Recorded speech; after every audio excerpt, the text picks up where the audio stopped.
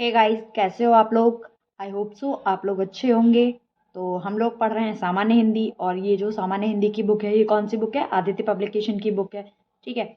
और इस बुक को पढ़ने का हमारा पर्पज़ क्या है? सबसे पहले कि जितने भी हमारे बेसिक्स हैं वो सारे क्लियर हो जाएं। ठीक है। बल्कि बेसिक्स ही क्या, आपका जो कांस्टेबल के जितने भी एग्ज़ाम्स होते हैं, चाहे फिर वो एसएससी में हो या फिर वो आपका यूपी पुलिस का हो या फिर किसी भी स्टेट गवर्नमेंट का हो, हिंदी तो सभी में एक जैसी आती है क्योंकि ये लैंग्वेज है ना।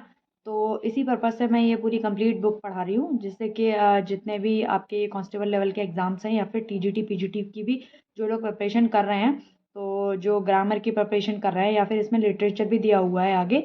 और इसमें जो है वो टोटल 35 चैप्टर्स हैं। ठीक है। इसमें हम अपना एक चैप्टर कंप्लीट कर चुके हैं, दूसरा चैप्टर हमारा अभी चल रहा है, वर्तनी। तो चलिए हम आते हैं अपने टॉपिक पे, स्टार्ट करते हैं अपना टॉपिक। तो आज जो है वो हम करेंगे वर्तनी की जो प्रैक्टिस सेट है, वो हम वर्तनी का प्रैक्टिस सेट लगाएंगे। ठीक है।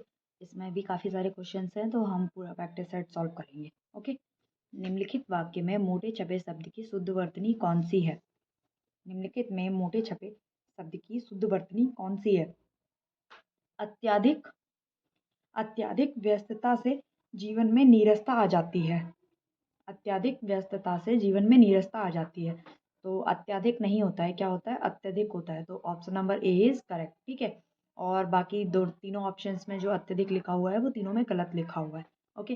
सेकंड क्वेश्चन, निम्नलिखित में से कौन सा शब्द वर्तनी की दृष्टि से शुद्ध है? प्रतिनिधि। प्रतिनिधि। क्या होता है? प्रतिनिधि नहीं होता है, प्रतिनिधि होता है। क्या होता है? प्रतिनिधि। बोलते हैं प्रतिनिधि, लेकिन होता लिखा क्या जाता है? प्रतिनिधि। ठीक है। और क्वेश्चन नंबर 3, अशुद्ध वर्तनी का चयन कीजिए। अशुद्ध वर्तनी का चयन कीजिए। तो इनमें से साधु, शून्य और सांसारिक और हस्ताक्षेप, इनमें से अशुद्ध वर्तनी कौन सी है? साधु सही लिखा है, शून्य भी ठीक लिखा है, सांसारिक सही लिखा हुआ है, और आपका हस्ताक्षेप नहीं होता है, हस्तक्षेप होता है। क्या होता है? हस्तक्षेप होता है। ठीक है। तो option number D is correct. Question number 4, निम्नलिखित वर्तनी की दृष्टि से अशुद्ध वाक्य अशुद्ध शब्द है। निम्न में वर्तनी की दृष्टि से अशुद्ध शब्द है, तो इनमें कौन सा शब्द है जो अशुद्ध लिखा हुआ है? प्रादेशिक, माधुर्य या व्याप्त या फिर प्रामाणिक। तो इनमें से अशुद्ध क्या लिखा हुआ है? इनमें से जो अशुद्ध लिखा हुआ है वो क्या लिखा हुआ है? प्रामाणिक। बोलते हम प्रामाणिक हैं, लेकिन लिखा क्या जाता है? प्रामाणिक। ठीक है। क्या लिखा जाता है? प्रामाणिक लिखा जाता है, ना कि प्रामाणिक, लेकिन बोला जाता है प्रामाणिक ही। ओके। क्वेश्चन नंबर 5, कौन सा शब्द शुद्ध है? कौन सा शब्द शुद्ध है? 46, 46, 46 या 46। तो जो 46 है वो शुद्ध है।